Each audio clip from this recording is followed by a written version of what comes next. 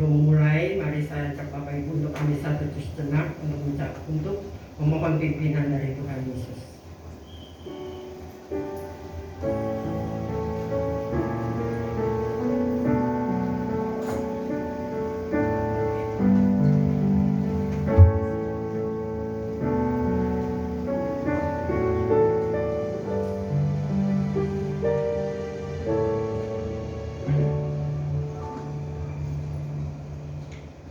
Silakan untuk bangkit berdiri. Kita akan menyanyikan pujian pertama dari KPPK nomor 18, Mulia Bagi Namanya.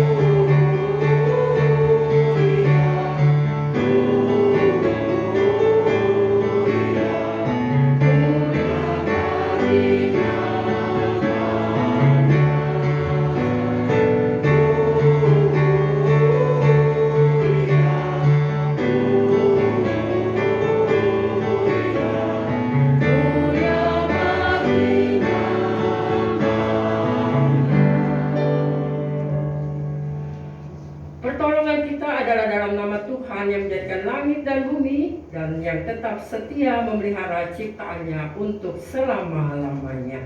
Amin.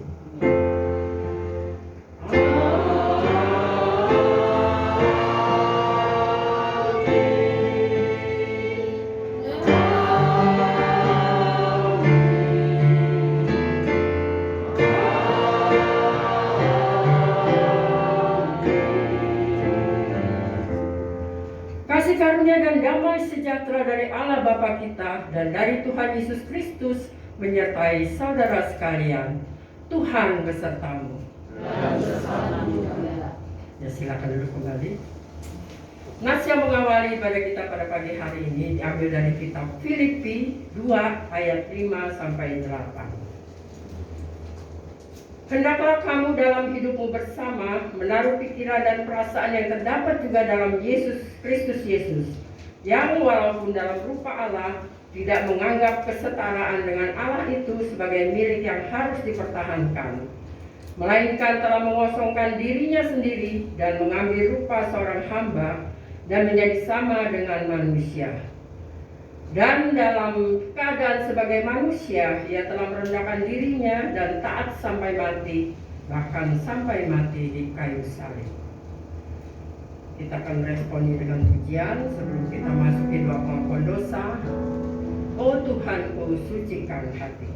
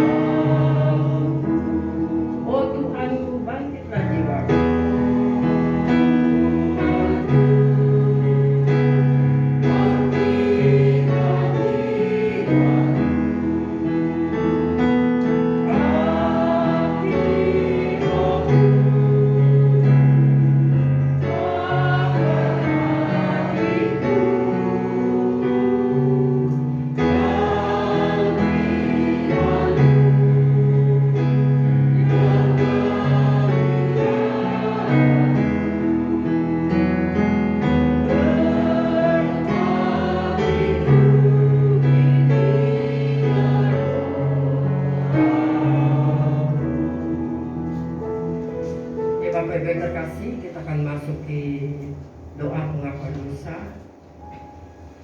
Kita memohon pada Tuhan di dalam kalimat di nomor di Oh Tuhanku sucikan hatiku mengatakan, Oh Tuhanku sucikan hatiku, Oh Tuhanku hapuslah dosaku, Oh Tuhanku kuserahkan diri. Sebab itu mari pagi hari ini kita menyerahkan diri kita masing-masing pada Tuhan. Kita memohon pada Tuhan untuk pengampunan dosa. Kita yakin dan percaya Tuhan akan mengampuni dosa-dosa kita kalau kita bersungguh-sungguh untuk memohon pada Tuhan Yesus. Mari Bapak Ibu, kita bisa terus jenak untuk doa permohonan pengampunan dosa pada pagi hari ini.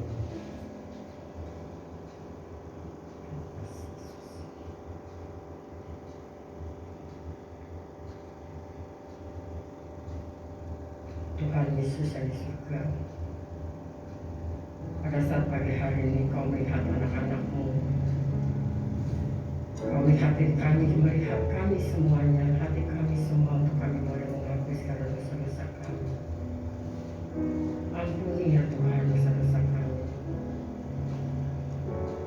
Tuhan, kami menyerahkan diri kami padamu. Sucikan hati kami ya Tuhan, sehingga kami boleh mendengar firman-Mu yang disampaikan oleh hamba-Mu Pendeta Sutopo. Urapi ya Tuhan hamba-Mu untuk mengutarakan firman-Mu pada pagi hari ini.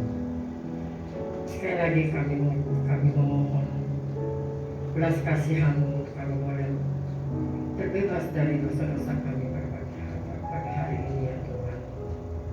Ampuni ya Tuhan, ampuni ya Tuhan. Terima kasih ya Tuhan Yesus. Selanjutnya hamba menyerahkan ibadah ini dari awal tengah sampai selesai. Kami semua menyerah, kami semua bersekutu ya Tuhan. Kami semua untuk mendengarkan firman pada pagi hari ini. Terima kasih ya Tuhan. Hanya di dalam nama Yesus kami berdoa dan ucap syukur. Haleluya. Amin. Ya, saudara pakai berdiri, kita akan mendengarkan berita anugerah. Berita anugerah diambil 1 Petrus 5 ayat 2 sampai 4. Gembalakanlah kawanan domba Allah yang ada padamu, jangan dengan paksa, tetapi dengan sukarela, sesuai dengan kehendak Allah, dan jangan karena mau mencari keuntungan, tetapi dengan pengabdian diri. Janganlah kamu berbuat seolah-olah kamu mau memerintah atas mereka yang dipercayakan kepadamu, tetapi hendaklah kamu menjadi teladan bagi kawanan domba itu. Maka kamu, apabila Gembala Agung datang, kamu akan menerima mahkota kemuliaan yang tidak akan layu. Demikianlah berita anugerah dari Tuhan. Damai Tuhan selalu beserta kita. Ya, kita akan menyanyikan pujian dari KPPK nomor 183. Aku milikmu, oh Tuhan. Aku milikmu, kau pun milikku.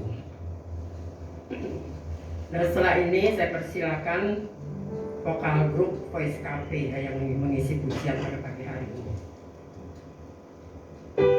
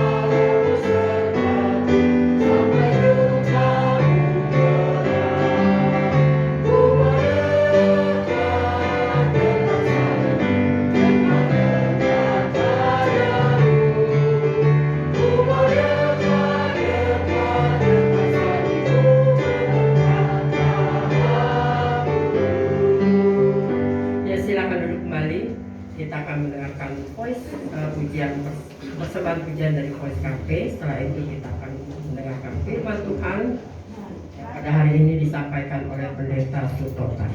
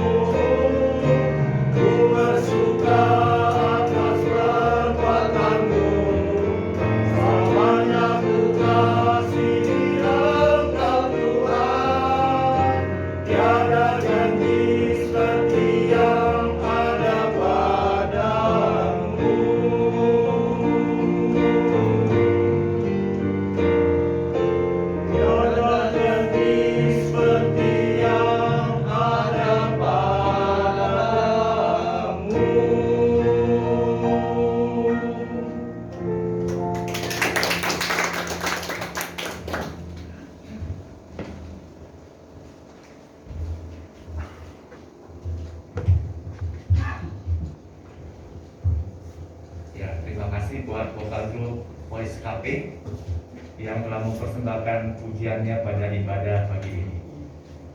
Kita akan mempersiapkan hati kita untuk mendengar firman Tuhan. Mari kita akan berdoa.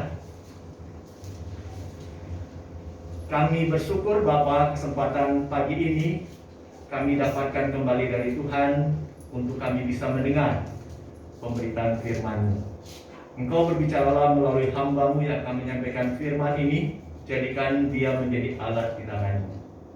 Roh Kudus yang bekerja memberikan kami pencerahan sehingga kami bisa mengerti apa yang kami dengar dan kami pun bisa melakukan itu dalam hidup kami. Hanya di dalam nama Tuhan Yesus kami peralaskan doa kami. Amin. Kita akan membuka bersama-sama Alkitab kita dari surat Kolose pasal yang pertama. Surat Kolose pasal yang pertama ayat 9 sampai ayat yang ke-12. Saya akan membacakan untuk kita mendengarkannya bersama-sama.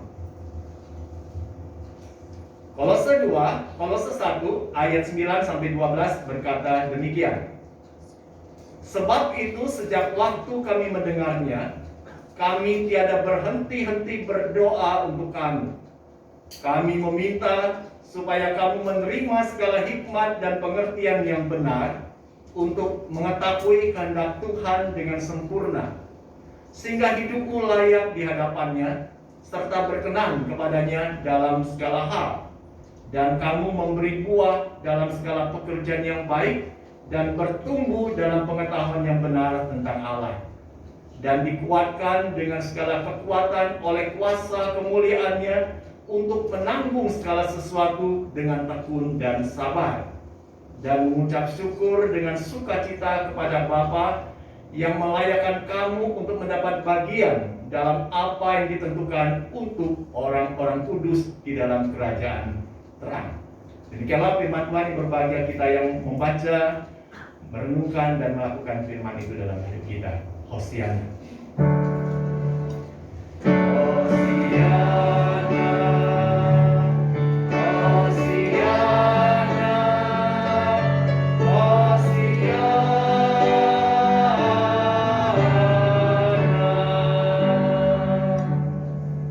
Shalom, selamat pagi, jemaat dikasihi Tuhan. Hari ini kita hadir di ibadah, cuacanya cerah ya. Enak kalau cuaca model seperti ini, nggak perlu becek-becekan di jalan, nggak perlu bawa payung ketika kita harus jalan menempuh jarak yang cukup jauh. Tapi hari ini di cuaca yang cerah, kita bisa hadirkan kembali di rumah Tuhan untuk beribadah. Hari ini kita sudah memasuki minggu Prapaskah yang keempat. Berarti tinggal 2 minggu lagi kita menjalani minggu Prapaskah. Setelah itu kita akan masuk di dalam rangkaian Paskah. Dan pada minggu Prapaskah yang keempat ini, firman Tuhan akan kita renungkan bersama-sama, mengambil sebuah tema yang akan kita dalami, yaitu hidup baru yang memuliakan Allah melalui pengabdian.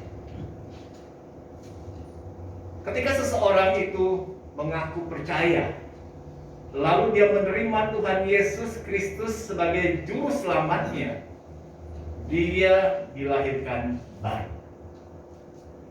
Jadi harusnya setiap kita memaknai bahwa ketika seseorang itu menerima Kristus sebagai Tuhan dan juru selamatnya dalam kehidupan dia mengalami kelahiran baru.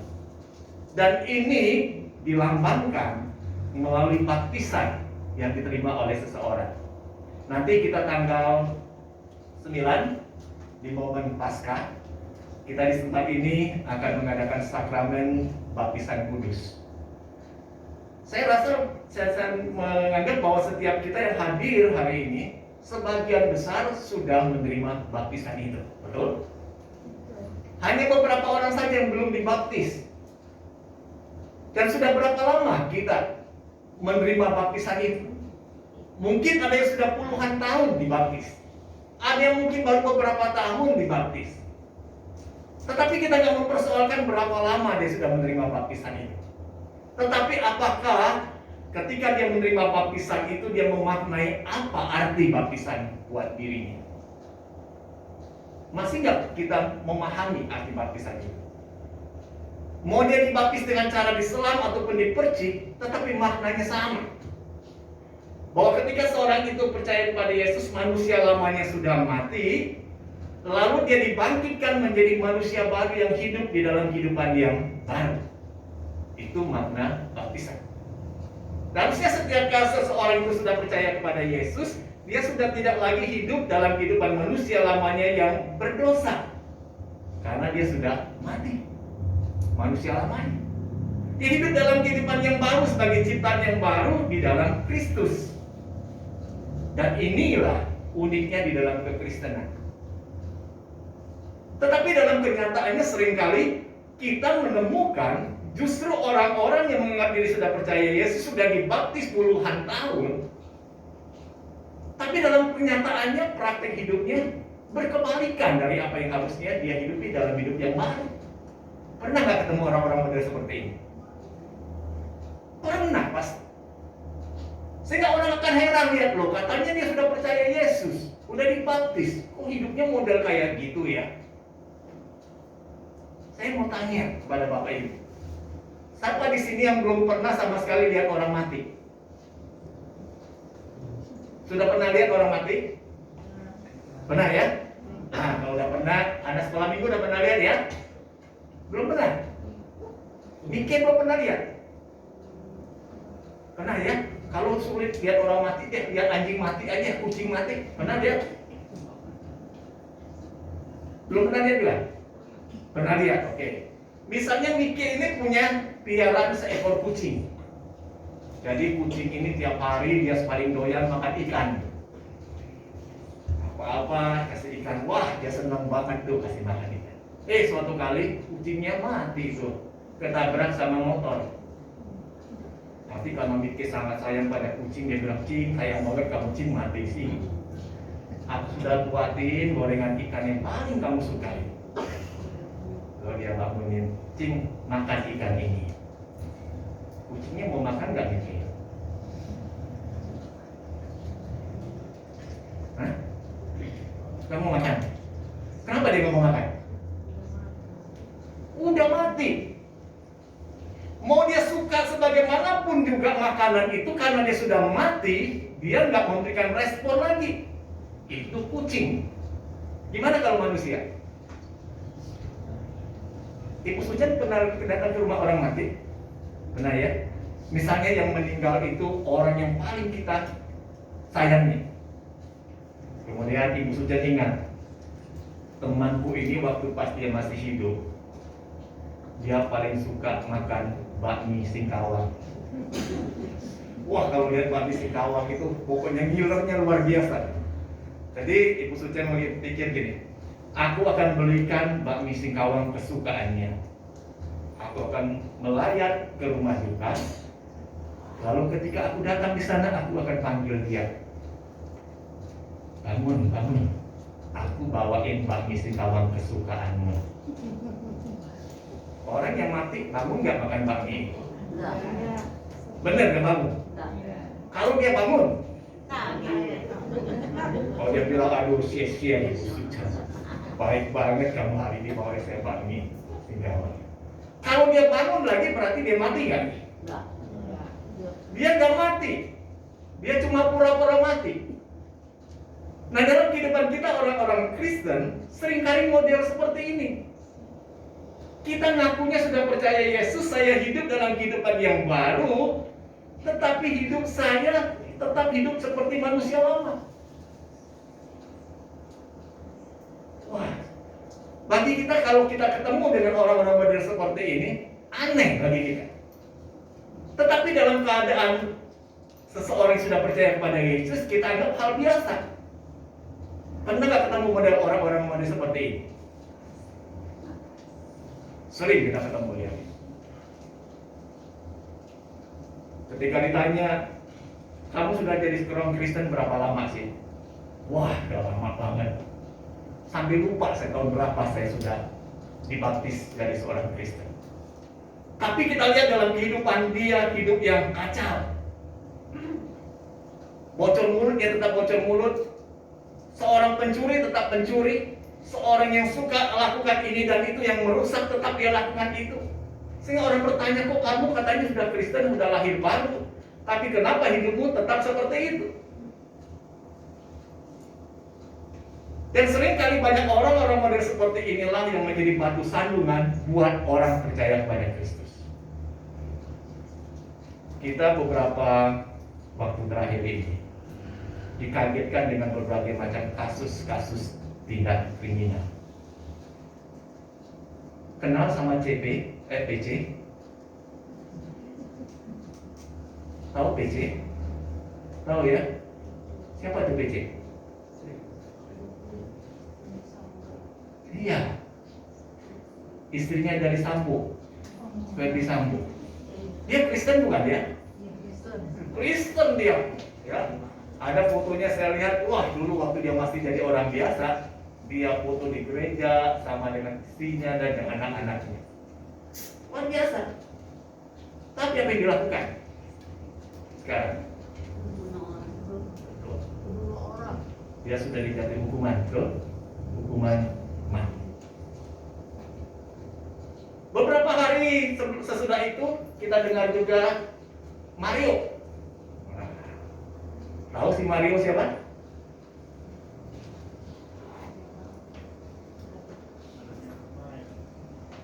Mario Dandi Satrio. Bapaknya namanya Rafael. Itu kira-kira Kristen bukan ya? Kristen. Apa yang dilakukan? Itu kasus-kasus yang terjadi sekarang ini. Belum lagi kita lihat dalam realita keseharian kita akan ketemu dengan orang model-model seperti ini. Padahal Tuhan menghendaki ketika orang itu percaya kepada Yesus, dia hidup dalam kehidupan yang baru. Dan hidup baru yang dia jalani ini, dia pakai untuk memuliakan Allah, bukan untuk kesenangan dirinya sendiri. Seorang yang menjalani hidup yang baru sebagai seorang Kristen, dia melakukan hal-hal yang baik, yang memberkati banyak orang, nama Tuhan itu dimuliakan. Tapi kalau misalnya dia tidak melakukan hal-hal yang seperti itu, nama Tuhan dicemooh orang. Ya, nama Tuhan dicemooh orang. Kalau kita sebagai orang tua, kita memiliki anak yang senantiasa memuliakan kita sebagai orang tuanya, senang nggak punya anak model ini? Senang sekali.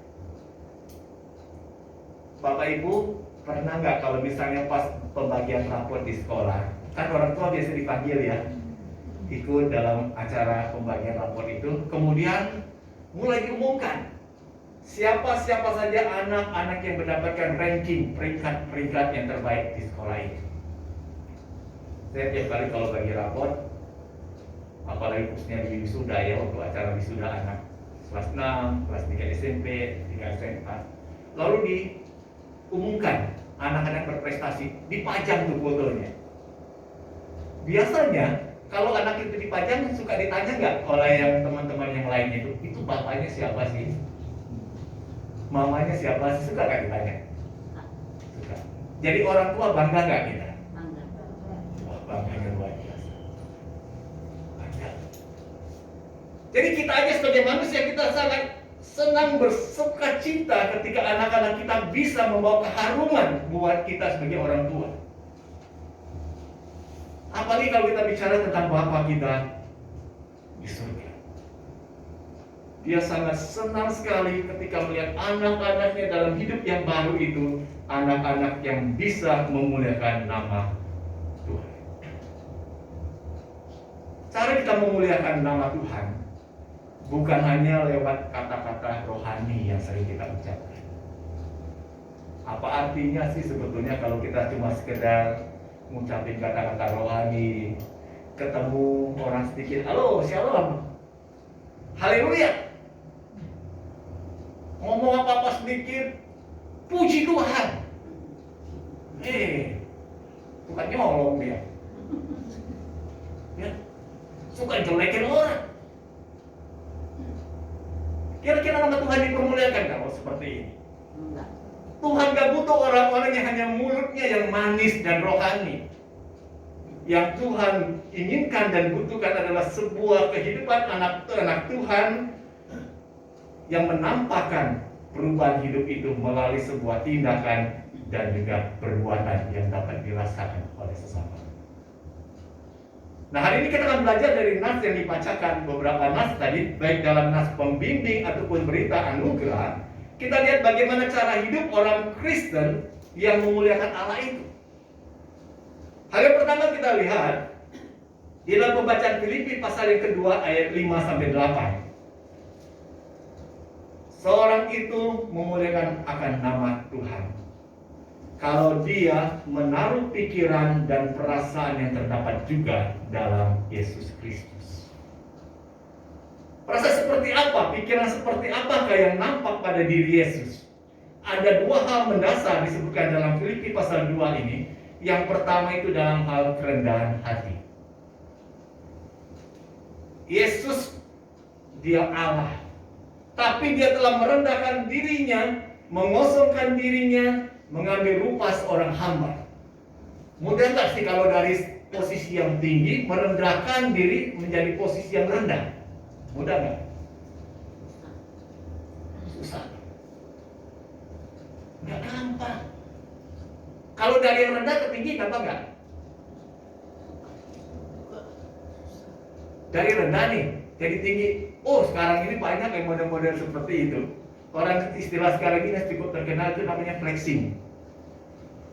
Dia nggak punya apa-apa, tapi mau tampilnya gaya-gayaan bro. Ya, diperlihatkan rumah yang mewah, mobil yang bagus dan lain-lain. Pasti dia nggak ada apa-apa sebetulnya. Tapi dia ingin menampilkan seperti orang terkenal yang kaya raya. Tapi Tuhan menghendaki ketika kita belajar dari keteladanan Kristus dalam hal apa? Kerendahan hati Kristus. Dia rela untuk mengosongkan dirinya, mengambil rupa seorang hamba dan menjadi sama seperti manusia. Jadi kalau kita membaca kisah kehidupan Yesus ketika dia datang ke dalam dunia ini sebagai manusia, wah sangat sederhana sekali. Kalau misalnya kita mau dilahirkan di dunia ini, kita kan nggak bisa milih ya mau lahir di mana ya. Mau lahir di keluarga apa, kita nggak bisa pilih. Tuhan telah tentukan tempatkan kita menurut maksud dan rencananya. Kalau misalnya kita bisa milih, mau lahirnya di keluarga orang yang biasa atau orang yang berada dan punya status sosial yang tinggi, yang mana lebih enak dilahirkan?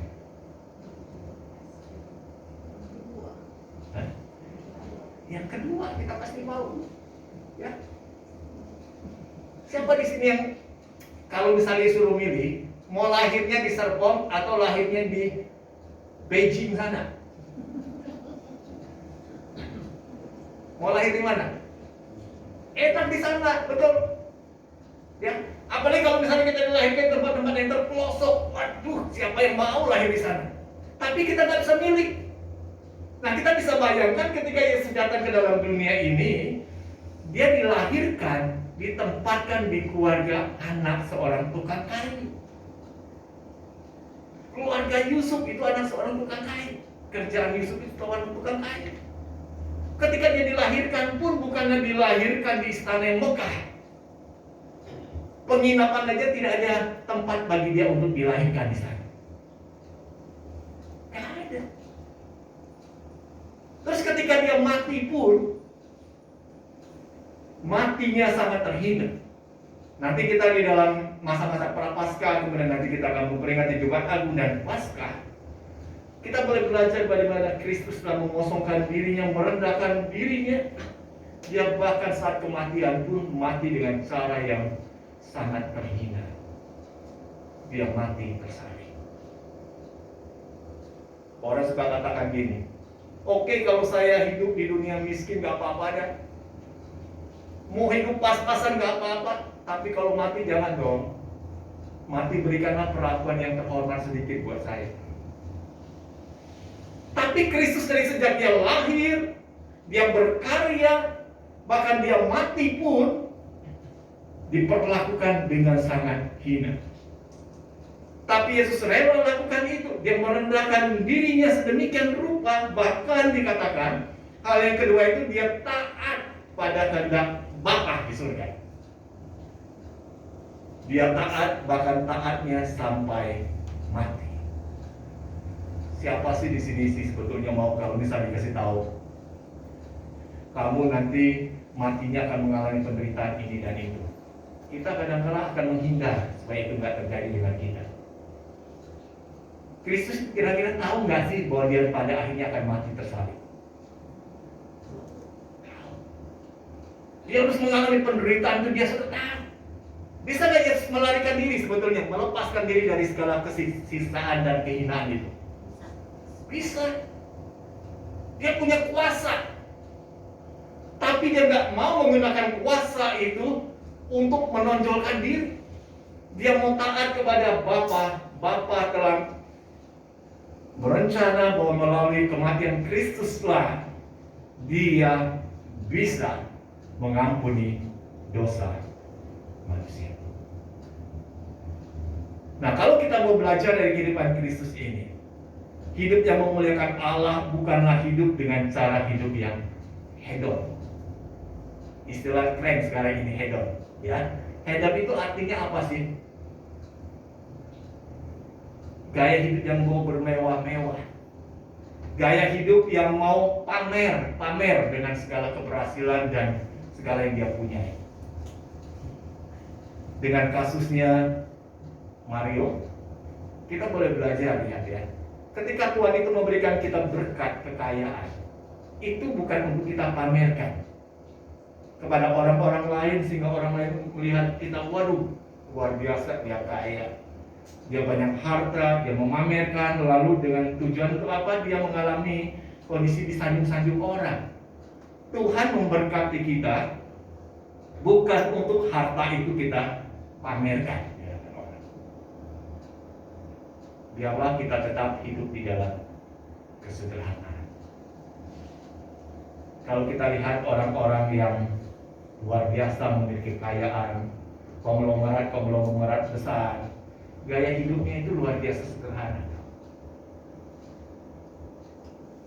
Saya dulu pernah lihat satu foto dari seorang konglomerat besar, pemilik Jarum, ya. Itu hartanya luar biasa banyak. Sampai berapa keturunan pun ada katakan nggak akan habis tuh hartanya. Terus bagaimana pola dia untuk makan? Dia bisa kumpul sama orang-orang di sebuah warung, dia bisa makan bersama-sama dengan mereka. Saya bilang luar biasa itu. Ya. Tapi kita boleh belajar bersama-sama, lihat ketika kita mau hidup dengan cara hidup yang baru yang memuliakan Allah, kita mau belajar meneladani akan Kristus itu. Kemudian yang kedua, cara hidup kita seperti apa? Di dalam pembacaan 1 Petrus pasal yang kelima tadi, ayat 2 sampai yang keempat, yaitu untuk kita hidup saling menggembalakan. Hidup saling menggembalakan. Dan ketika kita menjalani hidup saling menggembalakan, bukan karena paksaan, tapi karena sukarela kita lakukan ini. Bukan karena untuk mencari keuntungan diri sendiri, saya dapat apa ketika saya melakukan hal ini, tetapi untuk sebuah pengabdian diri. Kita mengabdikan hidup kita untuk saling menggembalakan satu dengan yang lain. Dan juga hidup saling menggembalakan bukan untuk menguasai, bukan untuk memerintah sesama kita, orang-orang di sekitar kita, tetapi melalui keteladanan hidup kita. Itu yang Tuhan kehendaki. Jadi ketika kita hidup yang memuliakan Allah, kita mau hidup saling menggembalakan Saling menggembalakan itu apa artinya? Saling kita menguatkan, saling kita memberikan dorongan, saling kita untuk membangun satu dengan yang lain. Kita yang memiliki kelebihan, kita yang memiliki satu yang lebih dari orang lain, kita pakai itu untuk boleh membangun bersama-sama. Hidup baru yang memuliakan Allah ini telah nyata dan dipraktekkan oleh orang-orang percaya yang ada di Kolose.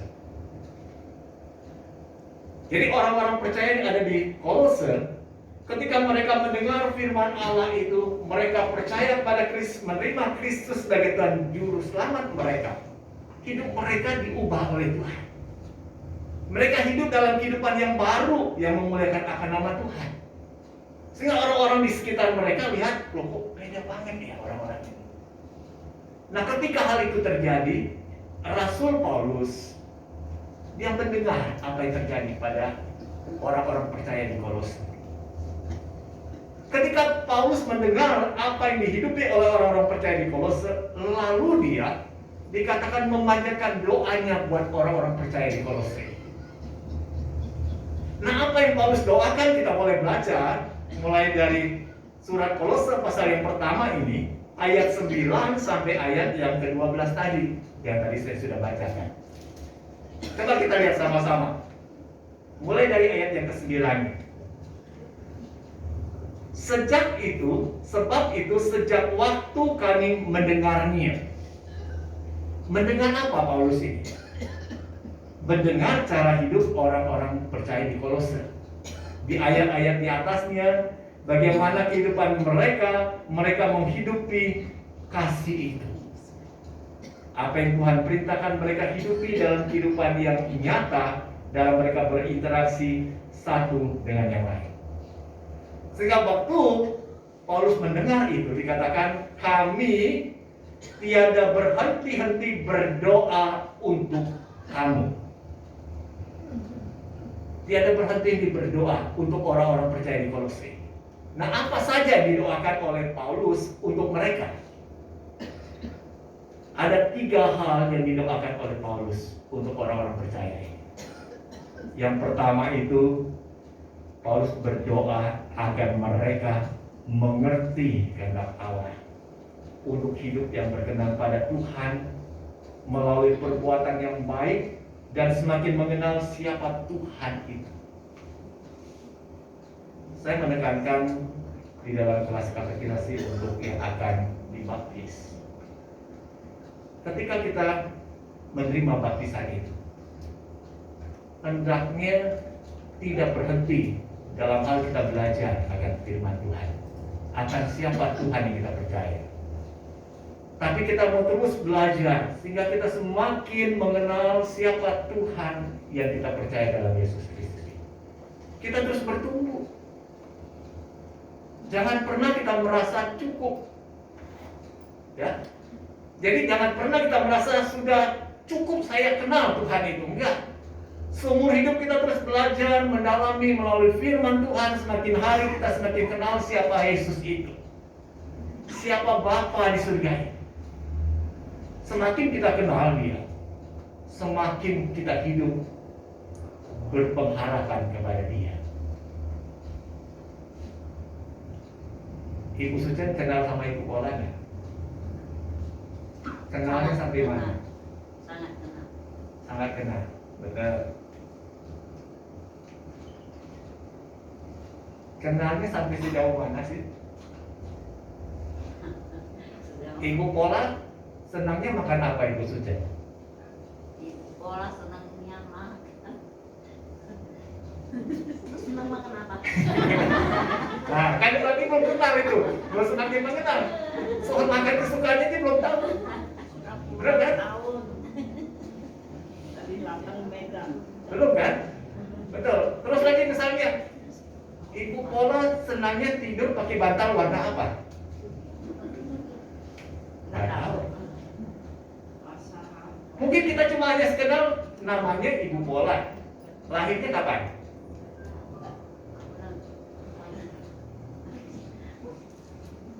Tanggal lahirnya tanggal berapa? Tanggal lahirnya bulan 10 tanggal 10. Tahu? Tahunnya berapa ya? Kan? Kan kita seringkali dalam hidup ini kenal Tuhan Yesus nggak? Kenal dong. Ya. Padahal ketika kita ditanya, nggak tahu. Nah, Tuhan inginkan ketika seorang itu mengaku percaya kepada Kristus, mereka semakin kenal siapa Tuhan. Jangan kita merasa udah puas kenal saya kepada Tuhan Yesus itu. Enggak, kita terus berproses dalam pengenalan kita. Sehingga Paulus berdoa khusus untuk orang-orang percaya ini. Biarlah mereka semakin hari semakin kenal siapa Yesus itu. Wah, kalau kita kenal semakin mendalam tentang pribadi Yesus, hidup kita enak loh kita jalani. Ada hal yang menjadi beban-beban berat dalam hidup kita tahu siapa Tuhan yang kita percaya. Dan juga dikatakan untuk mereka juga semakin hari hidup semakin berkenan kepada Tuhan melalui perbuatan-perbuatan yang baik. Perbuatan baik yang kita lakukan memang terbatas, tapi kita berproses untuk hidup kita semakin hari semakin nampak perbuatan baik itu. Ini hal yang pertama yang Paulus doakan. Yang kedua, apa yang didoakan oleh Rasul Paulus, kalau kita lihat di dalam ayatnya yang ke-11, dan dikuatkan dengan segala kekuatan oleh kuasa kemuliaannya untuk menanggung segala sesuatu dengan tekun dan sabar.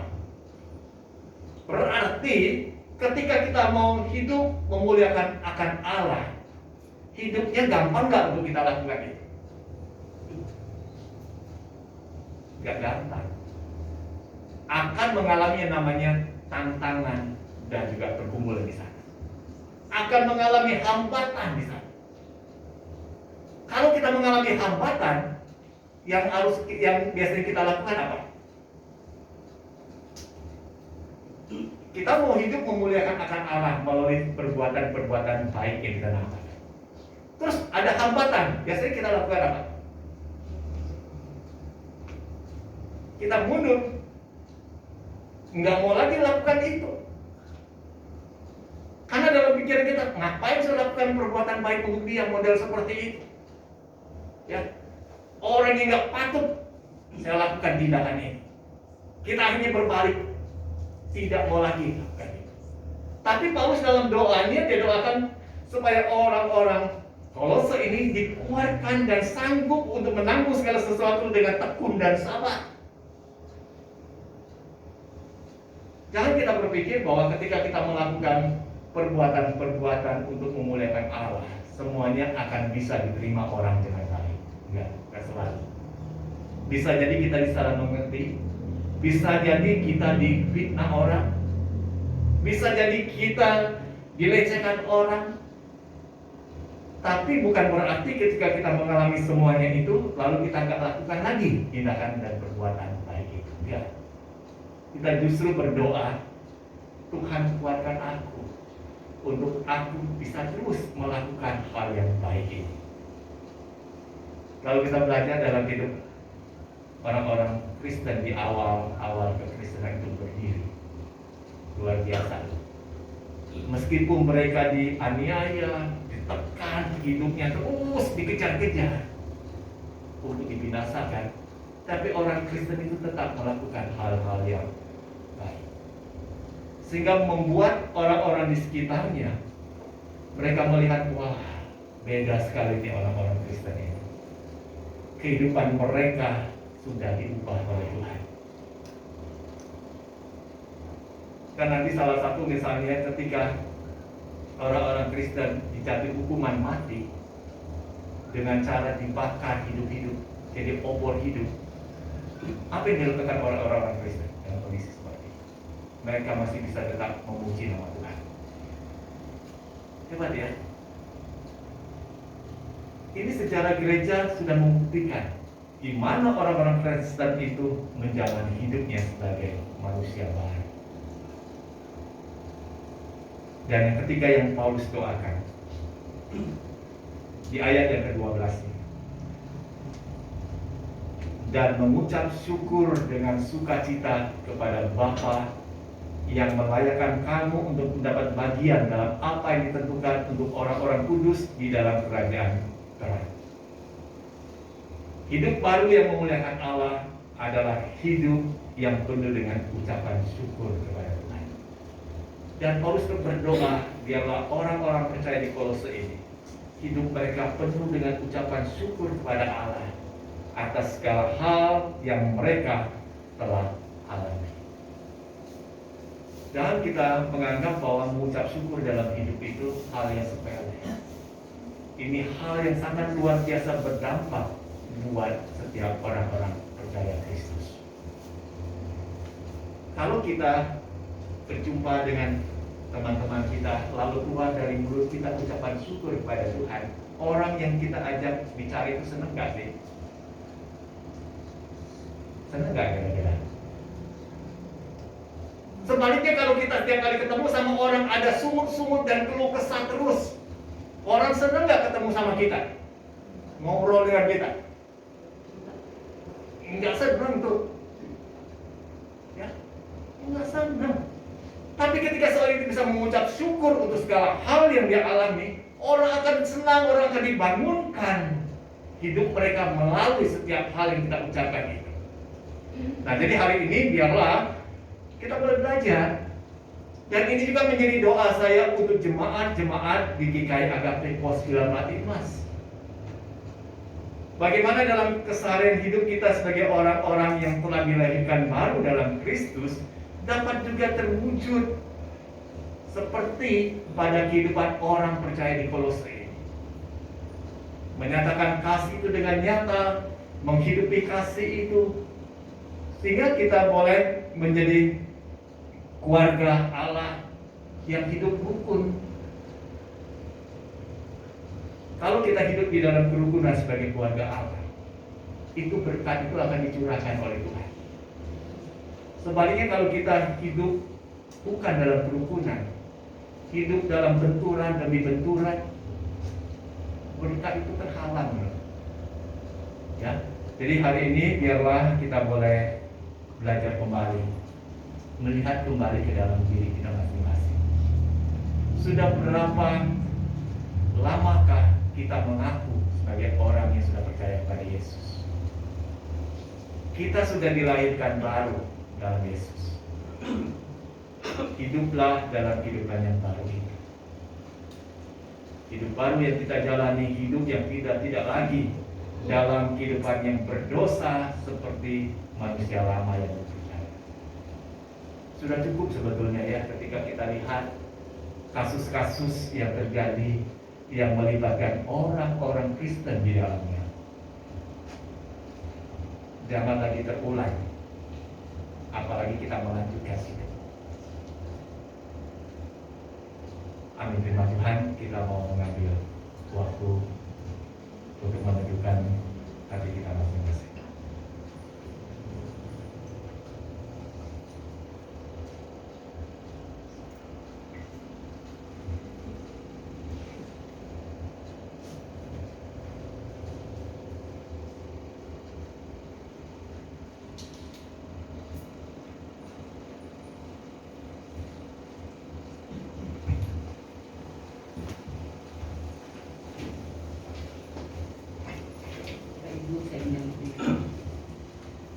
Marilah kita bersama dengan umat Allah di masa lalu, masa kini, dan masa depan, mengingat pengakuan pada baptisan kita menurut pengakuan iman Rasul.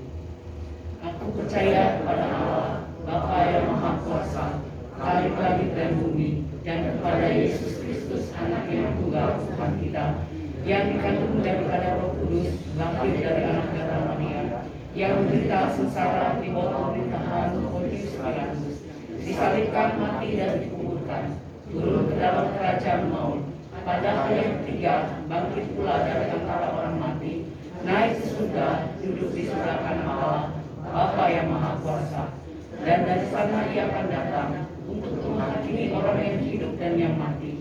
Aku percaya pada Roh Kudus, gereja yang kudus dan am, persekutuan orang kudus, pengampunan dosa, kebangkitan orang mati, dan hidup yang kekal. Amin. Silakan duduk.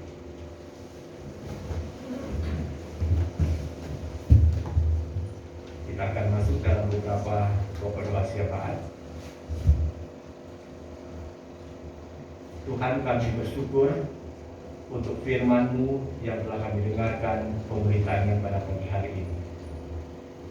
Ia mengingatkan kami, menegur kami kembali bagaimana harusnya kami sebagai orang-orang yang percaya kepada Tuhan Yesus yang telah mengalami kelahiran baru untuk kami hidup dalam hidup yang baru ini. Ampuni kami Bapa, jikalau selama ini seringkali kami lalai untuk hal ini. Hidup kami masih tetap dalam kehidupan yang lama yang berdosa. Hidup kami bukan lagi membangun untuk sesama kami yang berjumpa dengan kami, tetapi seringkali kami jadikan hidup kami justru menjadi batu sandungan dan penghambat untuk orang itu bertumbuh bersama-sama. Tuhan, terus Engkau akan baharui hidup kami, sehingga perubahan yang terjadi itu semakin nyata hari demi hari. Kami juga berdoa saat ini Tuhan untuk setiap jemaat-Mu yang hari ini berhalangan untuk hadir dalam ibadah. Mungkin ada di antara mereka yang terhalang kehadirannya karena kelemahan tubuh, karena sakit yang sedang diderita. Biarlah Engkau yang berbelas kasihan untuk menjamah, bahkan memulihkan dan menyembuhkan yang sakit dan lemah tubuh ini. Sehingga untuk kesempatan yang akan datang, mereka boleh mendapat kesempatan untuk bisa bersama-sama beribadah.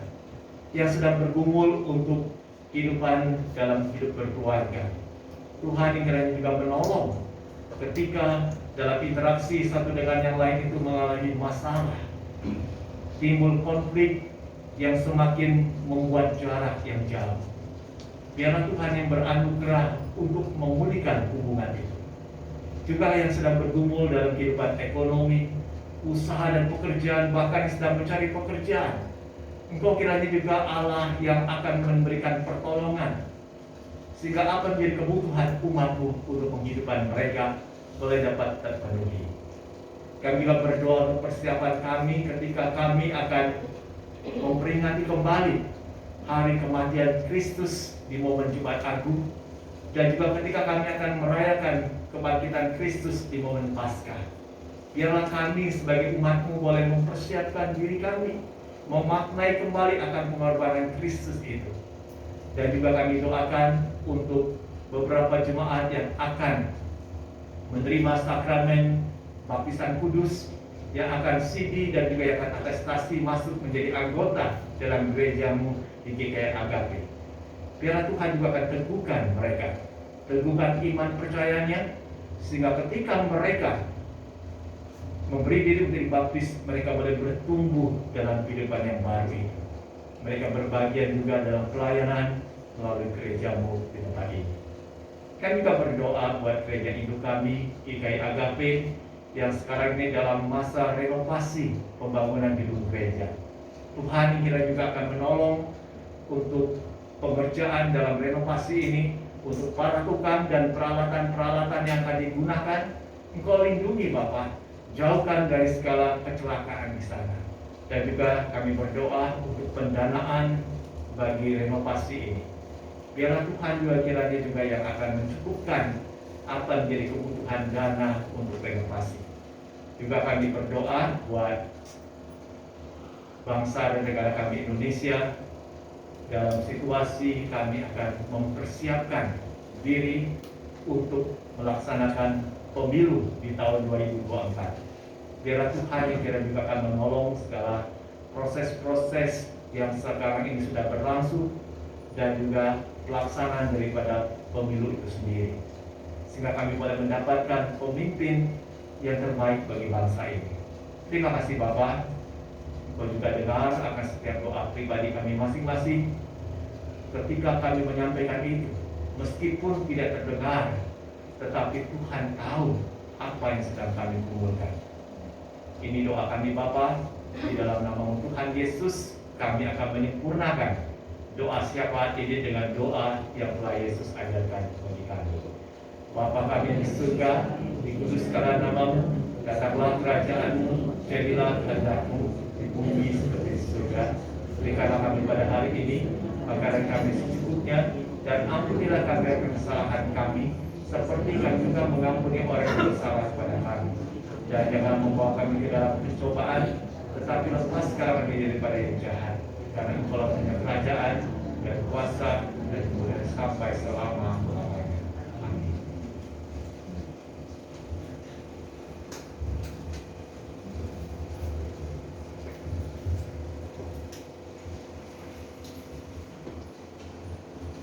Puji Tuhan, syukur kita pada pagi hari ini sudah diberkati oleh kebenaran firman Tuhan.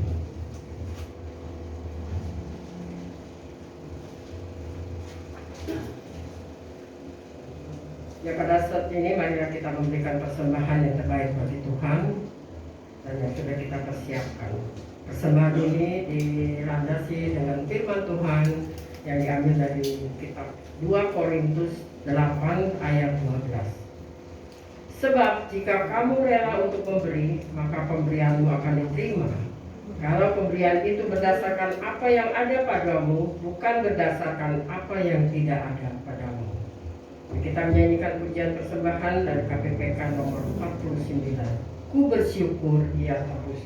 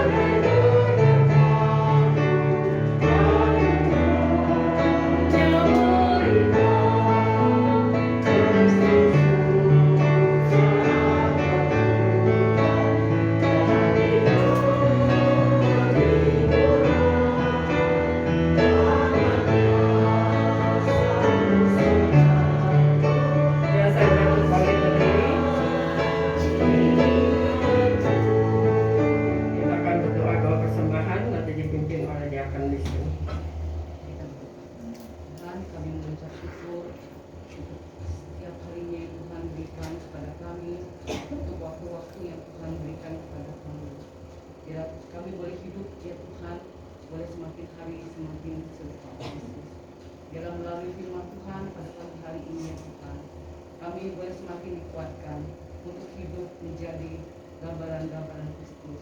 Terima kasih ya Tuhan juga untuk berkat yang Tuhan terus berikan kepada kami.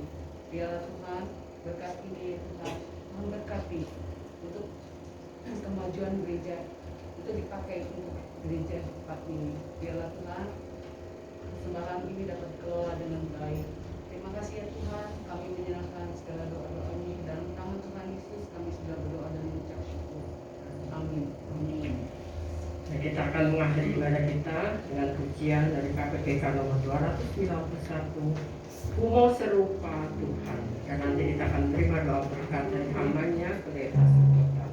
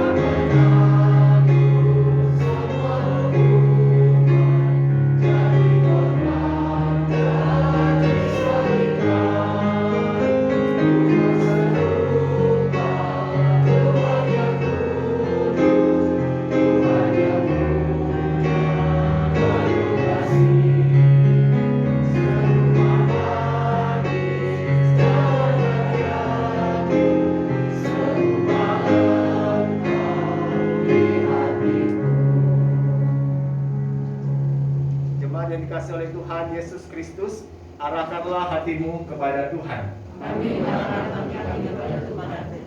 Jadilah saksi Kristus, terpujilah Tuhan, dan terimalah berkat Tuhan.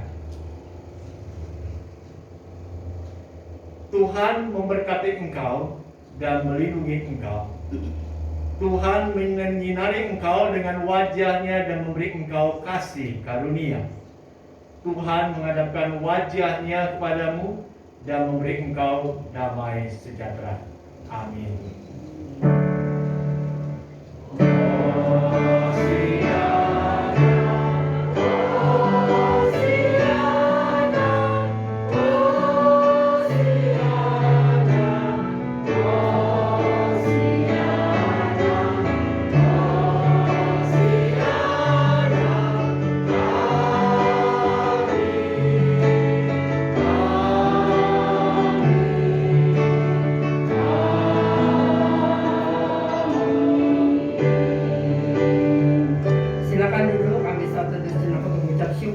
Selesai sudah ibadah kita pada hari ini. Selamat siang, Tuhan Yesus memberkati.